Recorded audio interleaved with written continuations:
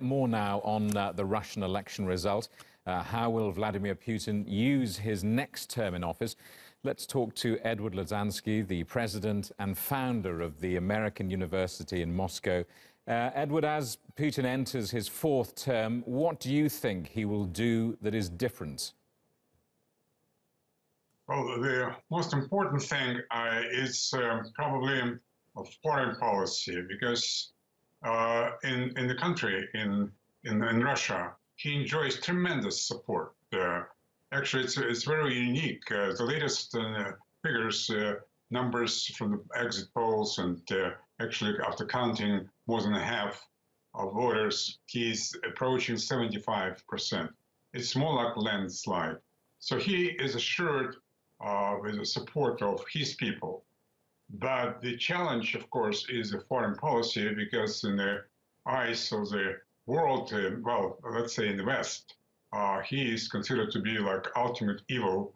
And the latest scandal in Great Britain with poisoning of a former Russian intelligence officer created a huge scandal.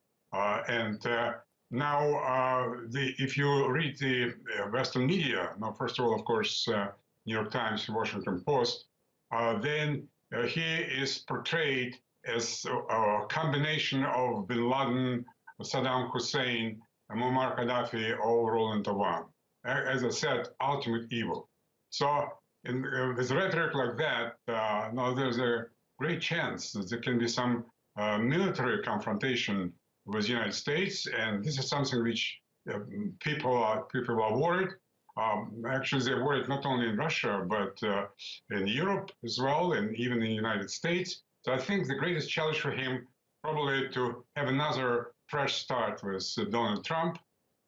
We know that Trump, well, contrary to U.S. Congress and the media, Trump never said a really nasty word against Putin, and the same with Putin. So they more or less like each other, but the establishment of the United States, they don't want the U.S.-Russia approachment. How to overcome it, it's very difficult. But we know that Trump has agreed to meet with Korean President Kim Jong-il, and they before exchange horrible insults, even threatening with the nuclear weapons. So since relations with Putin and Trump are not as bad on a personal level, maybe there's some little hope that this crisis in the relations with the United States can be somehow resolved, and then Russia can concentrate on its economy.